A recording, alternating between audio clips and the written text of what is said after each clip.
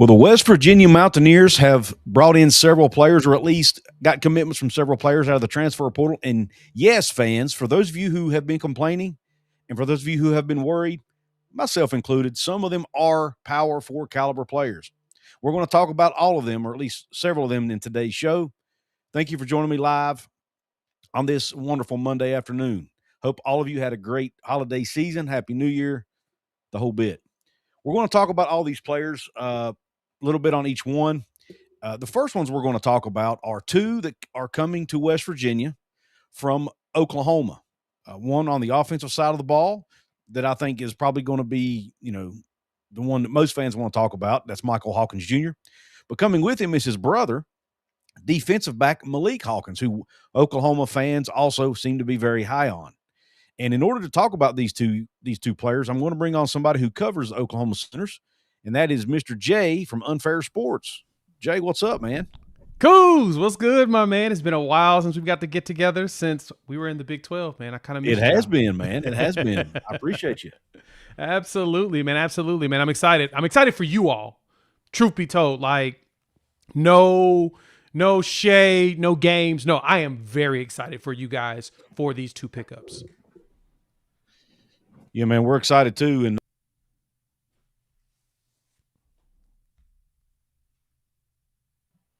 there we go. I don't know what's going on with my screen. There we go. I got it. To the best of us.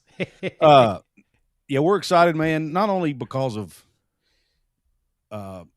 Hawkins and his game, but I mean, everything I'm hearing is I've been kind of doing some research, seeing what other, I've reached out to you. I've talked to some other folks who cover Oklahoma or are Oklahoma fans in the YouTube world.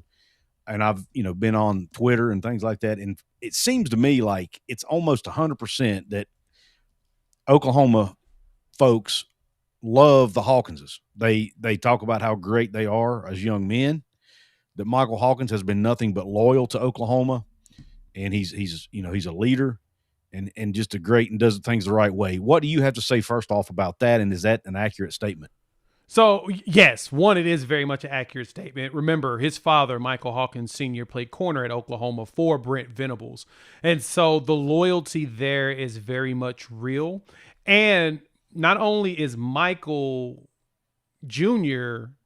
super professional, grinder, works his tail off, he's a consummate professional. Maliek is as well. And so my excitement for you all, luckily, is that it's twofold. You're not getting a set of brothers that are going to play together at a school just because, they just feel like, if you're going to take me, you got to take the other one. No. They're both coveted type talents. So Michael Hawkins, if you go back last season, watch him against Auburn, his first ever start in college football in the SEC, he goes to Auburn and walks out of Jordan-Hare with a W. And he laid it all on the line. He's one of those type of players. He's going to do any and everything possible to make sure that you're going to win. That's what his whole goal is.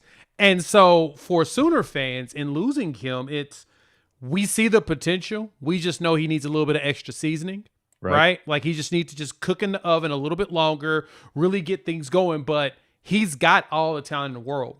For you all, what I think is really cool and I think can be special is, this is no hyperbole, he could probably be another Pat White 2.0. I went and looked at Pat White's numbers statistically. He can put up numbers similar to that he did in the Big East. Now in the Big 12, a lot more high flying, and Rich Rod being back. I think he can shape him into something like that because Michael can run. He can move the pocket around. He keeps his head upfield, and he'll throw it. He has no fear in throwing the ball. So that's some of the bigger pluses you have. And I think with Rich Rod and the way that had always worked back in the day in the Big East era, he's going to be able to leverage those legs and his arms handling because he can throw down the field. I watched him throw a ball 50 yards down the field for a receiver to catch it, right? It was a J.J. Hester. Mm-hmm. He had a 60-yard catch from Michael Hawkins where the ball went about 50 yards. He had like a 50-yard catch from him where the ball went like 40 yards. Like, he can throw it. All he's got to do is tighten up his mechanics, tighten up his accuracy. He's going to be a problem for you all. Maliek, boy, I was really hurt when Maliek left. I'm gonna be honest. He is a talented young corner. He reminds me of his dad because he's bigger too. He reminds me of his dad. He's a very physical corner. He's fast. He'll keep up. And the only reason he didn't play this year is that Cortland Guillory, the other true freshman, because we brought in 3 freshman corners. The other corner, Cortland Guillory, was just a little bit more dog. That's it. Just a little bit.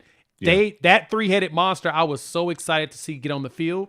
Now Maliek's gone. It'll be just Tristan Haynes and Cortland Guillory. But no, he may actually walk out there and take a starting job from somebody. Yeah. That's the talent that he has. So y'all got it good. I'm excited for you all. Zac Alley seen him when he was a recruit, when he was here as DC, so he knows him well, and he also had to go against Michael Hawkins in practice. Bingo. So he has an idea of what you have, and he probably advocated like, hey, man, if you can get him, get him. Yeah, and that's exactly what I said in a previous show. He had to practice against Michael Hawkins, if not every day, almost every day for an entire season. So he knows how hard it's going to be to prepare for him. Exactly. He knows what he brings to the table. And, man, you're the second person today that has told me maybe you two guys talk, I don't know, but that has told me that it's could be the second coming of Pat White at West Virginia. You're the second person today that said that. And I thought it might be hyperbole or it might just be one man's opinion. But now that that I have 2 of you saying the same thing, man, it has me excited. He can. Yeah. He can. He has the talent to do it. All you got to do is refine it and get him going. Like I said, he ain't got no fear of running it. He ain't got no fear of passing it. He takes his time. He reads through his progressions very well. And the game isn't too fast for him. All he's got to do is tighten up the little things. Right. And, yeah, like I said, he has all the potential in the world being That's another. Good to know that you said the game's not too fast because and I'm sure this is pretty common in today, and I'm sure Oklahoma. I didn't watch a ton of Oklahoma last year, but most offenses now have some sort of RPO in their repertoire, and Rich Rod runs it a lot. So, do you think he can be trusted to make the right reads and the right decisions in the RPO game? Oh yeah, 100%. That's where I say he needs to really get more time in the oven. Seasoning. Yeah, exactly. Get that seasoning, get back in the oven, and understand those reads. He makes really good reads when it comes to that. You got healthy receivers, he'll be able to light it up with that. He ran the RPO for us. Go watch the Kent State game. He had some moments where you saw him just take over, right? And you can see that, like I said, little mechanical things to tighten up a little on the accuracy, but no, he can do the RPO, and he does a really good job of making the right picks.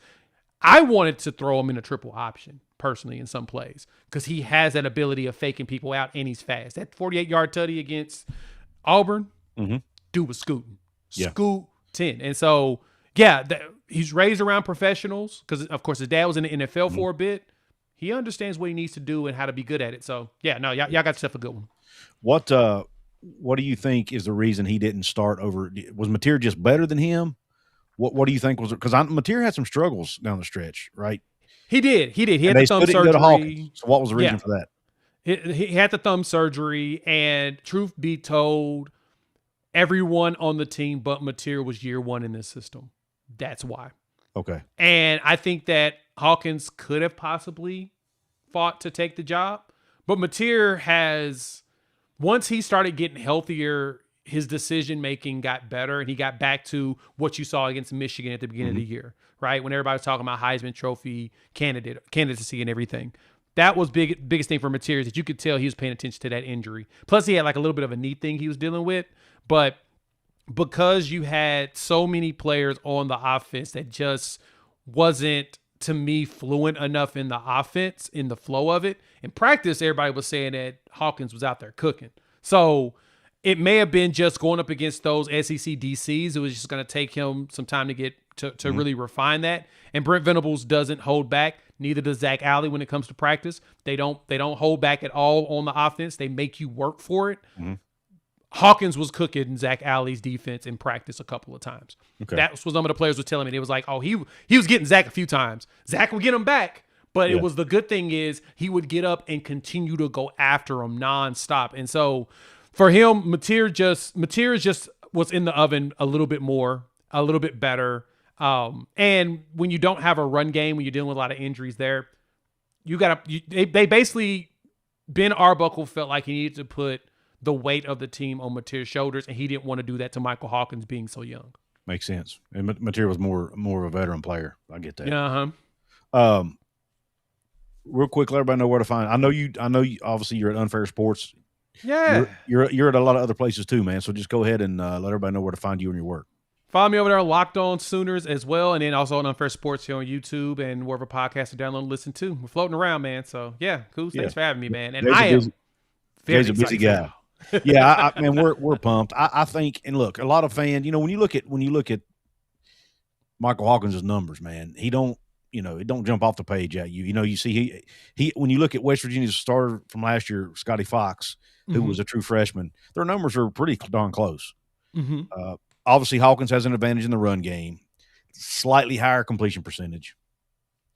So I think it'll be a battle. I think it'll be a QB battle between these two guys. I personally lean towards Hawkins coming out on top. I just think for what Rich Rod wants to do in such a run-heavy scheme where he wants that elite athlete at quarterback, I think Hawkins wins it there, has the edge there. But I do think it'll be a battle. And some fans are super excited about Hawkins. Some fans are a little bit like, doesn't blow me away. But I really think for what Rich Rod wants to do, his fit, the fact that he has played against Zac Alley's defense, so Zac was able, like we talked about, was able to give his 2 cents. I think this, and you probably didn't, you didn't have to go out and spend $5 million like they reportedly did on Brendan Sorsby, probably, which is insane to me, to be perfectly honest with you, Jay. I think that is crazy. But anyway, I do not think Brendan Sorsby is worth $5 million. But anyway, Mestimaker's out here getting 3.3, and his coach is getting 3.8. Woo. Yeah, it's just I cannot. College football's broken, brother. Woo. I don't think it's sustainable. But anyway, I think at the end of the day, this could end up being a home run move for West Virginia. I think you get a really good quarterback. I'm sure they're having to pay him some money. Don't get me wrong, but I don't. Again, you probably got him at a decent rate, right? You probably got him a guy who could potentially be a starter day one, and at the very minimum, you've got a guy who's going to push Scotty Fox and make him better, right? At the minimum, if not come out on top and be the guy. Yep. And that's the big thing. Like Tosh Miller asking the question, why did he hit the portal? It really was, truth be told, they probably weren't going to give him the shot to take the job from Mateer. Mateer is expected to come back. Like I said, he knows the system. He is the more veteran. And Mateer has the talent. Whenever he's healthy, he's really, really good. Hawk wants to play. And for him, it's probably a conversation with the coaching staff. He got his red shirt. That's the good thing. That's the reason why he also didn't finish out the season. They wanted to make sure he got his red shirt that he was supposed to got his freshman year. And now he's going to go out there and actually get to play. And since now he doesn't need a red shirt, opportunity to play, little slim compared to what, like I said, with Mateer. Mateer's probably going to be the veteran that comes back. It's similar to the Vanderbilt situation with Pavia and his OC, Tim Beck. Same thing you saw when like Brian Kelly brought in Jaden Daniels, or even Utah and Devin Dampier, right? You come in with your OC, a lot of situations, the quarterback, they usually keep them together because usually the second year, everything starts to really flow. Utah saw success. Oklahoma saw success. We won 10 games and our quarterback was hurt half the season. Yeah. That tells you everything you need to know. So for Hawkins, it was just that he probably wasn't going to get the fair shake that he would have liked because it's just the game's the game. And so now we know he can go start somewhere. He could potentially go out and start somewhere. I think you're right. He may walk in with the experience he has and get it from Scotty. I think Scotty is still solid. It's like I said, he just needs time in the oven as well. Yeah. But I think Hawk can walk in there and run that Rich Rod system very well. And I think that might be what attracted these two guys. I mean, both of these guys, especially Maliek. I mean, West Virginia's losing almost their entire secondary to their graduation of the portal. So I saw that. He has a chance to come in day one and potentially be the guy, right? Ooh. So, I mean, that has to be attractive. I'm sure they're going to add more pieces out of the portal to the secondary. Some with probably more veteran bodies, but still, I mean, from a talent perspective, I mean, what was he, a 4-star recruit by some services coming out of high school? Coming out of Texas. Out of Texas, exactly. So he's going against some real talent, and he's got it. Like I said, he reminds me of his dad, but I think he's a better version of his dad. And that's nothing against Pops, right? I think he is a step up, and I think his dad has groomed him to be better than he played. And And his Michael dad played Hawkins in the league, Sr. Yeah, right? he was physical. He was physical. He played the league. He played OU for a year. Went to the league. He's a physical corner, and Maliek has that as well as the speed. Footwork is fantastic. Like I said, the only reason why he didn't play is Cortland Guillory picked everything up with the sets probably a little bit faster than him, and that kind of helped him be able to get on the field. And he also loved to do one-on-one stuff. Maliek can do both zone and he can do man-to-man. I've seen him do a little bit of both. That man can put the cuffs on folks if you really need him to. And I think that's what he's going to do for y'all. Yep. Awesome. Well, Lit the Diesel says he appreciates you coming on the show, Jay, and sharing your takes, man. I know you're very knowledgeable about the Sooners, and as always, man, I'm gonna let you go, man. But I appreciate you, and everybody go check Jay out at Unfair Sports at Locked On Sooners, where you get your Sooners coverage. Yeah, come holler at your boy if you need anything, man. Well, I appreciate it, Coos. Hey, y'all be good and enjoy the Hawkins family. Thank you, brother. Take care. Cheers. All right, so thanks to Jay for coming on and giving us his 2 cents on the Hawkinses. Pat White 2.0, baby. Look, I told you, I heard it again earlier today. Shout out to Jason Watkins from College Hall of Fame college football, who's also a big Oklahoma fan, has his own YouTube channel. He and I have been messaging back and forth. He actually thinks Hawkins was better than Mateer and should have been the starter to close out the season. That was obviously Jay doesn't necessarily share that take, but they both think that his ceiling is very high. They both talk about how great of a young man he is. Obviously comes from a great family, a great pedigree, coaches or a former player's son, NFL player's son. So I think it's a great pickup. Both of these young men could come in and start day one potentially. Like I said, it's the very least he can. Michael Hawkins can push Scotty Fox to be even better than he is, and at the end of the day, even that is a positive because iron sharpens iron, and they will make each other better. Now, and I guarantee you that Rich Rod did not guarantee him to be the starter because that's not how Rich Rod operates. He's never going to he didn't even guarantee Kevin Brown a starting spot, the 4-star offensive lineman that they got to flip from Penn State. He was not even guaranteed a starting spot. He's not guaranteeing anybody a starting spot. You have to earn it. But I think that that Michael Hawkins will, at the end of the day, end up being the starter for the Mountaineers at quarterback. But you let me know your opinion in the comments, whether you're watching this live or on the replay. And I appreciate everybody hopping on here in this Monday afternoon live show. And again, thanks to Jay from Unfair Sports and Locked On Sooners for coming on. Let's go ahead and talk about some of these other players, and I will get to the chat at the end. I might even take a break in the middle here, but first, let's go ahead and matter of fact, let's just go ahead and do that real quick, and then we'll talk about some of these other players. We got Raven Grady in the house, says, loving what I'm hearing. Travis Overdorf says he's played well with his opportunities. He has had some turnover issues at times, but I think at the end of the day, that stuff that, he was young. All players can go through things like that. It's not a deal breaker to me. Maybe it was just a bad day. He has over a 60% completion percentage. I'll leave a link at the end of this. Once this goes up as an on-demand video, I'll try to leave a link at the end to the show I did comparing him to Scotty Fox, Michael Hawkins to Scotty Fox. And I'll also try to leave it at the bottom as a pinned comment once this is up. But I want you to go check out that video. His completion percentage was over 60%. He graded out really well in the run game. Yes, he struggles with accuracy at times. Yes, he may struggle with turnovers, but he actually threw less picks as far as his touchdown to interception ratio. His was actually a little better than even better than Scotty Fox's. So it's not like he turns it over a ton. I think he had some fumbleitis maybe in a game. I don't know. In the South Carolina game is my understandings. But nonetheless, I still think it's a great addition. Go check out his highlights. I've seen many people talk about the 48-yard run against Auburn. Kid's a baller. Kid's an athlete. He wasn't a 4-star recruit for nothing. Most of the major programs around the country were wanting him. So he's a great player. Lift the Diesel, the random balloons. I don't know where they're at tonight, man. Should have them on here, right? There should be some random balloons floating.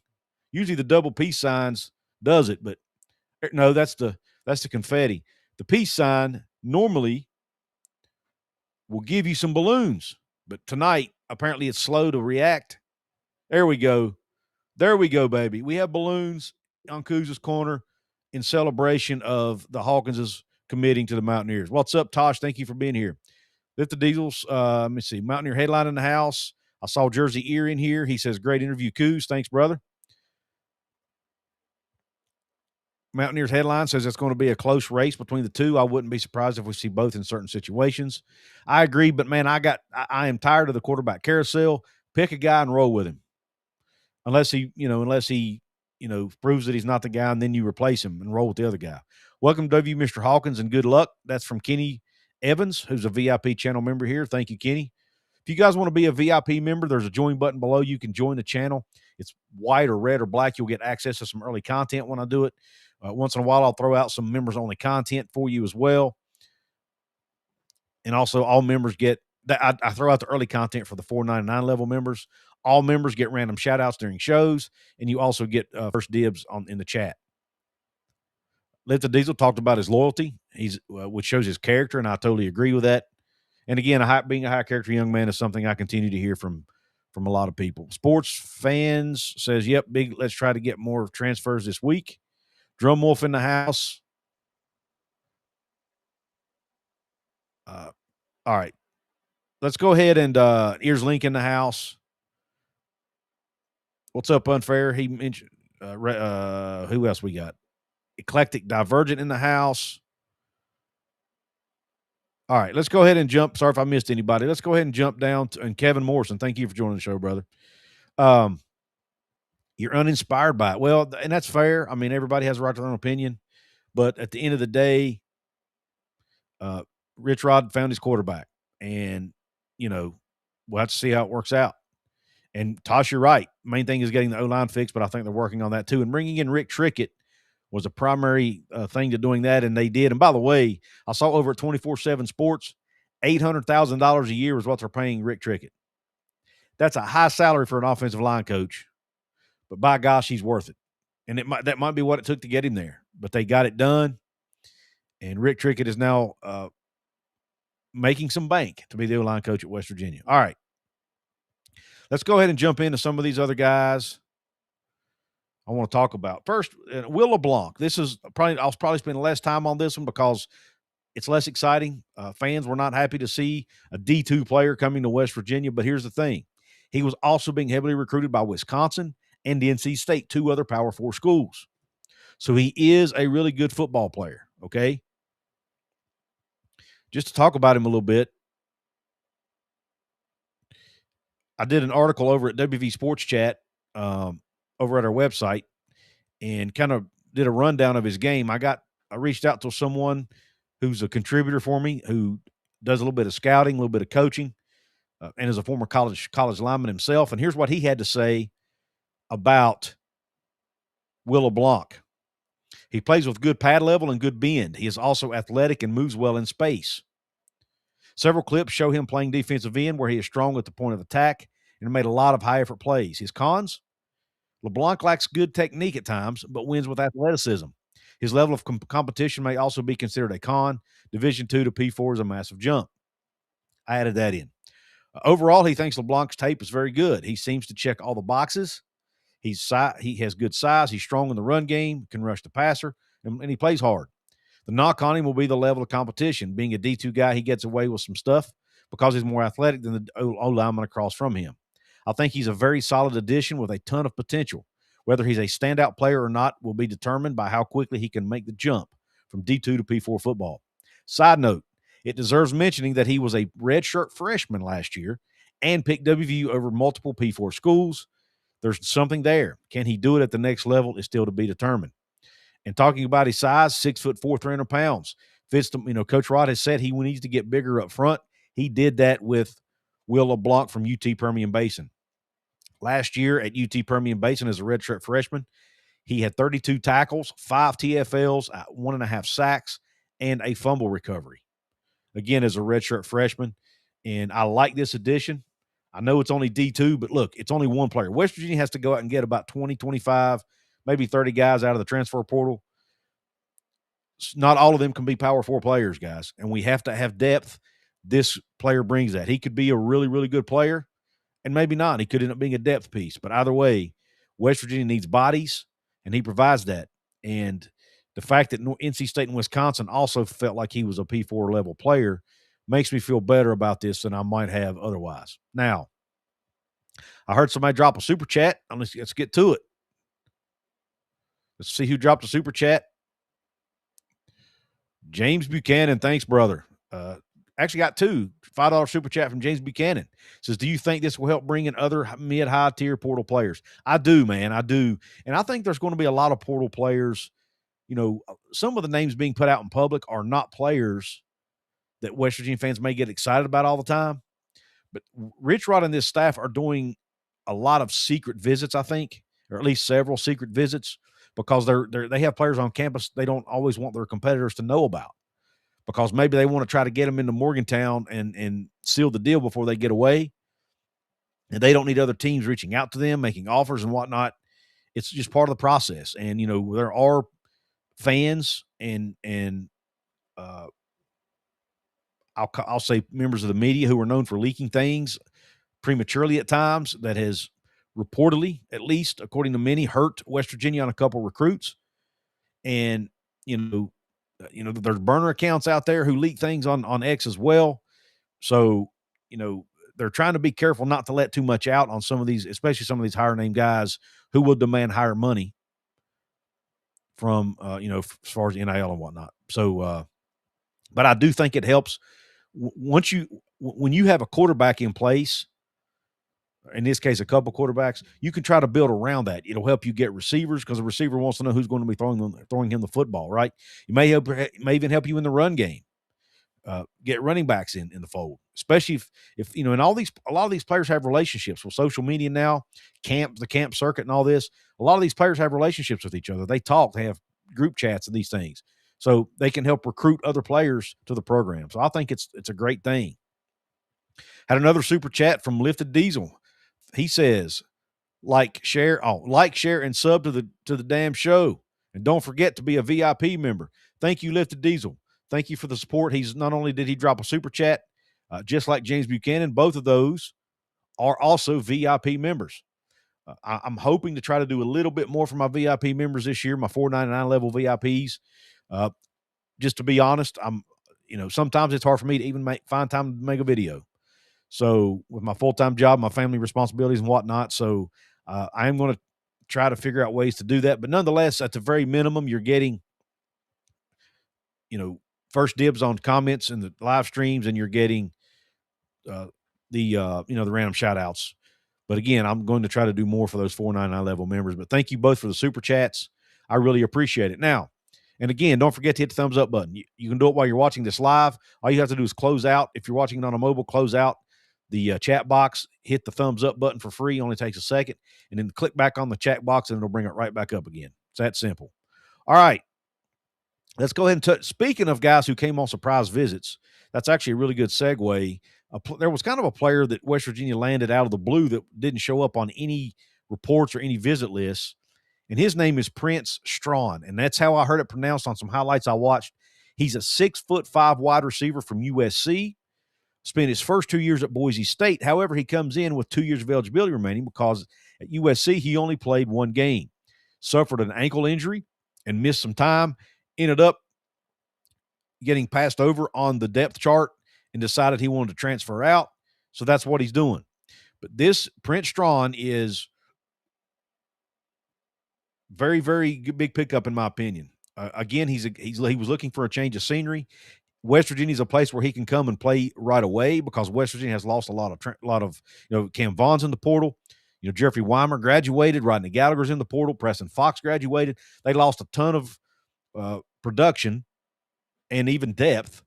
You know, Christian Hamilton left, lost a ton of depth and a ton of production, both from their wide receiver room. So there's a lot of opportunity here for somebody like a Prince Strachan. He's somebody that can go up and get the ball in the air, somebody that can be a very good target in the red zone, which is something West Virginia really has not had at the wide receiver position in the last few years. When Neil Brown was here the last year of his run, they relied on Cole Taylor to do that at the tight end spot.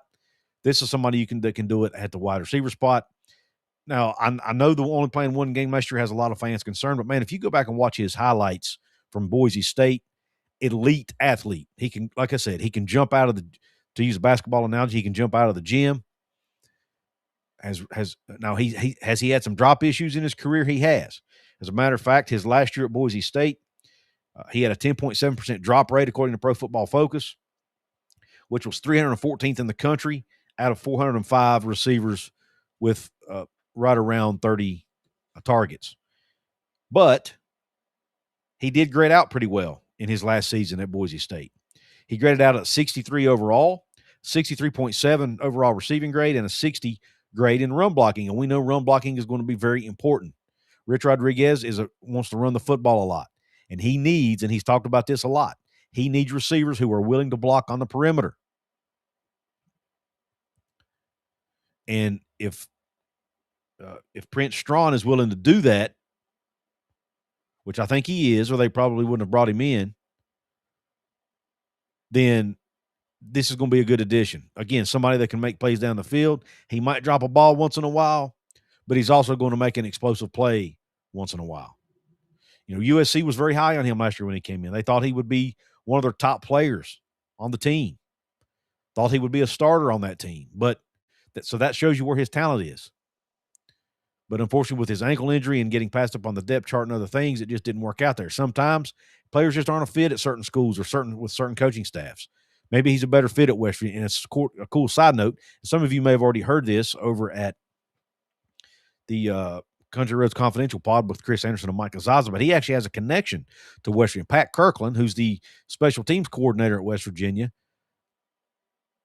I think he might also be a position coach. But nonetheless, Pat Kirkland actually used to be the former head coach at the University of Charleston in West Virginia and actually coached Prince Strachan's brother there. He actually was one of the top players in Division II that year, and he's now in the NFL, I believe. I mean, he was a record. I think he was my understanding, he was set records while he was at university. He caught like 19 touchdowns in 1 year or something. I mean, just insane numbers he put up at University of Charleston. So Pat Kirkland already knew the family and already had a connection to Strachan. And so it allowed them to go get this guy who was talented enough for USC to take notice. Just to look a little bit from if you want to know what his stats are, again, you can also find this over at wvsportschat.com in written form. Clark Johnson did an article on it over there, but in his career, he has 38 receptions for 603 yards and 3 touchdowns. Again, I mentioned he's 6'5", also weighs 215 pounds, and he originally hails from the Bahamas.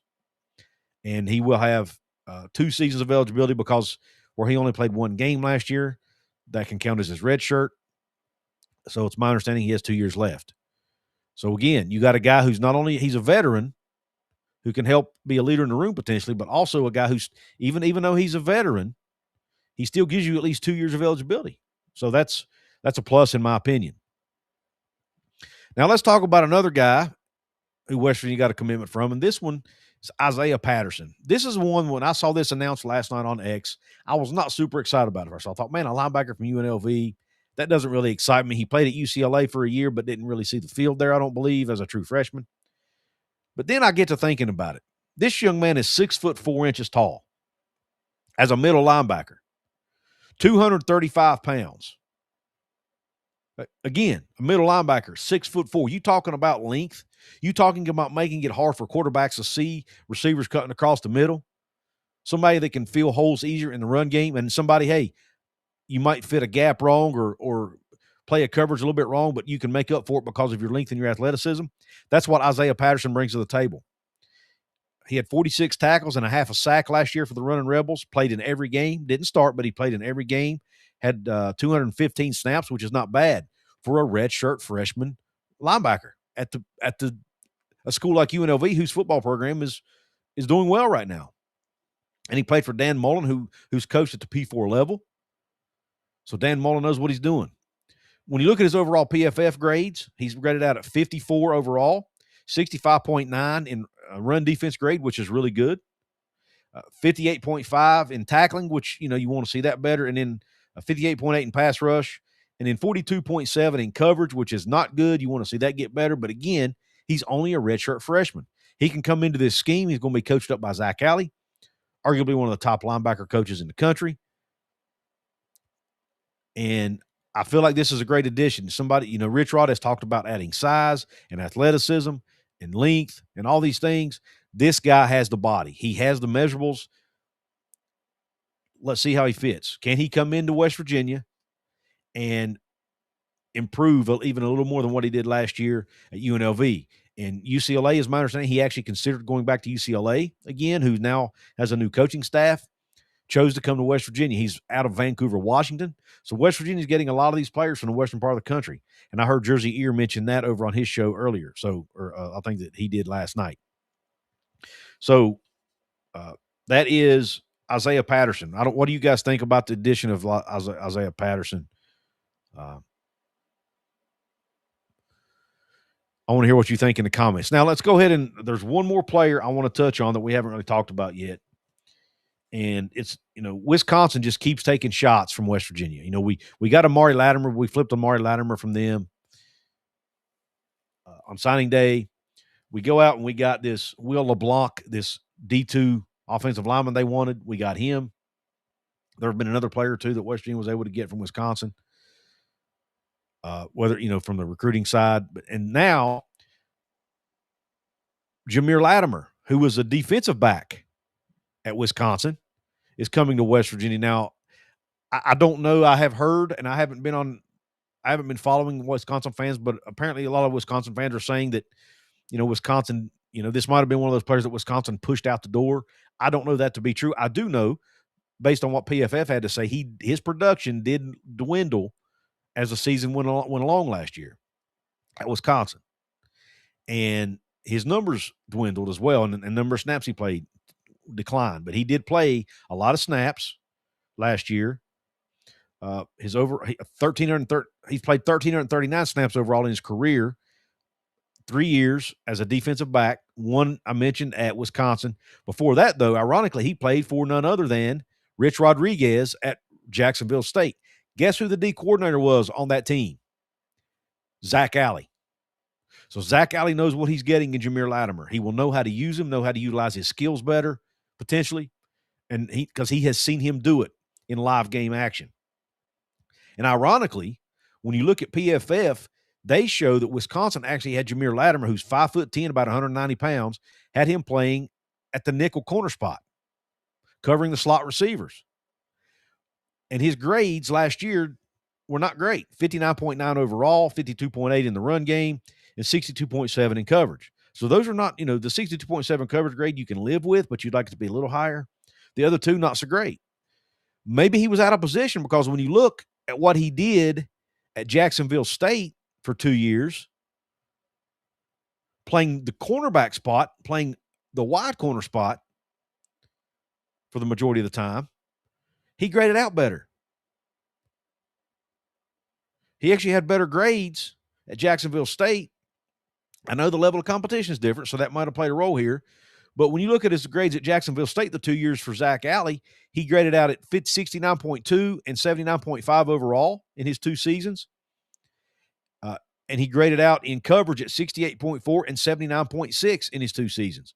Run defense grade was 70.5 and 71.7. So maybe he's better suited playing out wide as a corner. Maybe bringing him in to play the slot was not necessarily the right move by Wisconsin. So, it'll be interesting to see what Zac Alley does. But what I do like is he's versatile. You will be able to play him in either spot. If you want to put him on the corner, he'll have experience doing that. If you want to put him out wide, he also has experience doing that. Out of 1,339 snaps in his career, he has spent 194 of those in the box, 49 at free safety, 486 snaps in the slot, and 605 snaps playing straight up corner. So, and the majority of those 605 was when he was at Jacksonville State. 418 of his 670 snaps in 2024 at Jacksonville State was playing corner. So, if I had to guess, Zac Alley's probably going to put him back playing corner again where he did at Jacksonville State.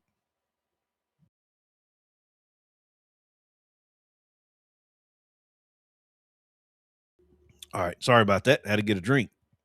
I was getting hoarse. I think we've covered all the guys. Now, look, somebody might commit while I'm doing this show, but right now that's the rundown of the players. Again, early in the show, we talked about the Hawkins brothers. We had Jay from Unfair Sports and Locked On Sooners on to talk about that. Yeah, Jersey Ear. Go sub to Jersey Ear, man. This guy right here is putting out really good content. He's one of the best West Virginia YouTubers out there. There's a lot of us. This guy does it right. He's professional. He does it in a professional manner. He does good graphic. He's much better at graphics than I am. Graphics is not my thing. I make you look at my ugly bald mug a lot. He does.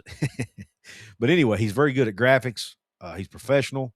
He has good takes. He's a West Virginia fan, just like, everybody on here. And he really does his homework. So go check out Jersey Ear. I plan to get him back on a show at some point in the near future, hopefully. But I really enjoy his content. I don't have time anymore to watch a ton of channels. He's one I do watch. So go check him out, Jersey Ear. Right now, I don't watch. I'm not going to name names, but I don't watch every West Virginia YouTube channel out there. I watch this one. A, because I want him to do well and I want to support him because he does things the right way. And B, because he does good work. Let's get him to 1,000 subs. Go check him out. All right. Mountaineers headline, great point. The crazy thing that we'll have two sets of brothers for next year's team now. Absolutely. The Latimer brothers, Geimere and Amari, and the Hawkins brothers, Michael and Maliek. Might as well, there's a set of twins at Florida State. Might as well go in the portal. Might as well go get them too. I don't even know how good they are, but at this point, why not, right? Cam Cook, yes. Thank you, Soul Jeremy in the house. It's been leaked on X now and I think by maybe a reporter or two now has said that Cam Cook, the running back, the All-American running back from Jacksonville State, who ran for over 1,600 yards last year, is in the portal and was supposedly visiting West Virginia today, or at least this week. I have not heard a word. That was originally supposed to be a secret, I believe. It was put on a message board behind a paywall, but a burner account blasted it on X. So go figure. Nonetheless, it's out there now. It's being talked about. Cam Cook is apparently visiting. I feel good about it. I feel like they'll do what it takes to nail him down. He would be a great addition to the running back room. I'm hoping to eventually I want to do an entire show or a short episode on Cam Cook where I'll do a deeper dive. But I have not heard a word, Soul German, to answer your question. Thank you all for subbing to Jersey Ear. Mountaineers headline says Cook, Boswell, and Latimer would be a heck of a trio. You got that right. And look, I think they're going after some other running backs as well. They might be getting, Pryor from Cincinnati's name is a name I've seen floated out there. That one's not secret. I've seen his name out there. And I think there might be a few secret ones too that I've heard rumblings about that I'm not going to mention because I'm not supposed to. That might potentially at least have been contacted by West Virginia. Not sure how serious it is, but I do know Cam Cook's visiting apparently. At least it's been reported. And it looks like West Virginia has at least had contact with Evan Pryor from Cincinnati, the really good talented back who spent time at Ohio State beforehand. So not heard where that stands. Don't know if they've been able to get Pryor on a visit or not. But again, some of this stuff is going to be kept under wraps because the West Virginia staff does not want it out there. And message boards are even being more careful about what they put out there now because it impacts recruiting when stuff gets leaked. Believe it or not, it does. So we've got myself. I have got to make sure I do a good job being diligent and respectful of this. That's one reason I try to stay in my lane. I very seldom. I'm not going to say I never do, but I very rarely ever even reach out to recruits. It's just not my thing. I try to do that a little bit more early on. Number one, I really don't have the time to do it. I just try to stay in my lane. I just try to analyze, report, and, those types of things. Let other people do that. But, man, we've got to be diligent and respectful and careful what we put out there. Stuff off of message boards should not be reported. Stuff off of, that another reporter is running with, let them run with it if it's their story. Those types of things. Look, I'm not a professional journalist. When I first got into this thing, I didn't know what the heck I was doing. I've had to learn as I go what's right, what's wrong, what's ethical, what's unethical, and I try to obey the rules. I might slip up at times, I might screw up, but hey, I'm human. But nonetheless, I don't want to get on that tangent. Rich Rod's going to have multiple backs who can play. Again, Boswell from the portal, Amari Latimer. Don't forget Sir Paul Cheeks. Not sure if he'll be healthy yet. He got a couple other running backs as well in that class, in that freshman class, who might be able to contribute. Andre Devine, as far as I know, is still on the roster. I'm sure he probably needs to put on a little weight before he can contribute, but it wouldn't surprise me to see him see the field a little bit next year.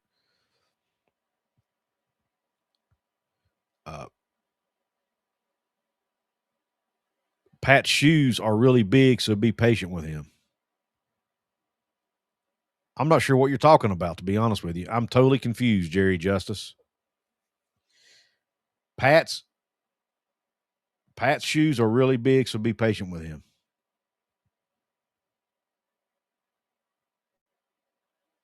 I don't know what you mean, buddy. Sorry. The joke completely went over my head. WVU Fan 13 in the house, a VIP member, says, do you see us going after any other QBs in the portal? I was really hoping to get that QB from Old Dominion. He committed to Wisconsin, I believe.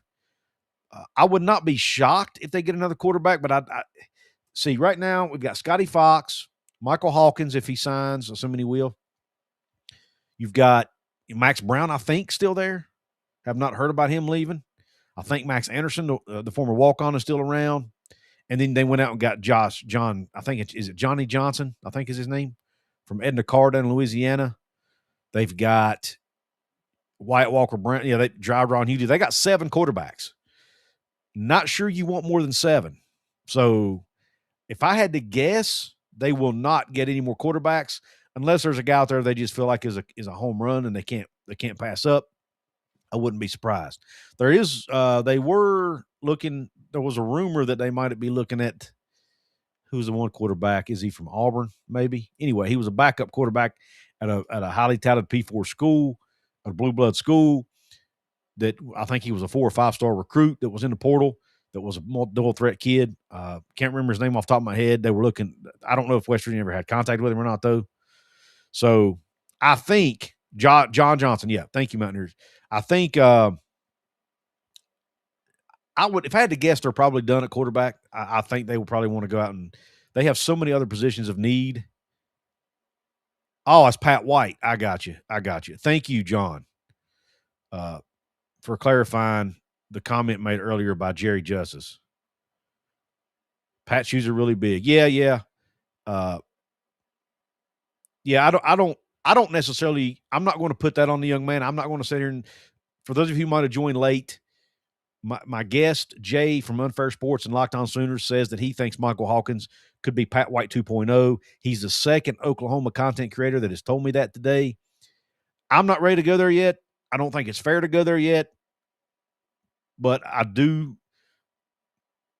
think it's something that needs to be talked about. If you have 2 different Oklahoma content creators who follow the sport, who follow the team, who know Hawkins' level of talent level, and they say that. So I think it's pretty cool. Michigan State lineman in the portal. Let's grab them too. A set of brothers. Hey, let's do it, brother. Let's do it.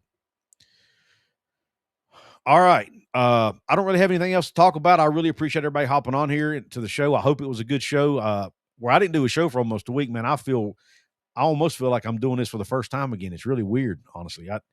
It's like I feel uncomfortable for some reason. I don't know why. It's really odd. But nonetheless, got through the show. Hope you guys enjoyed it. Hope you guys and gals enjoyed it. Please don't forget to leave a thumbs up. Don't forget to drop a comment. Even if you're watching this on the playback, it still helps a ton. Comments, likes. There's a hype button you might see if you're watching on a mobile device on the playback. All of those things help. Subscribe to the channel. Continue to grow this sucker. I want to also remind you guys, WV Sports Chat is growing, and we have reached 10,000 followers on our Facebook page over at WV Sports Chat. If you're on Facebook, please go to WV Sports Chat Facebook page. Follow us over there. Go to WVSportsChat.com. Find written content. We've added writers over there now.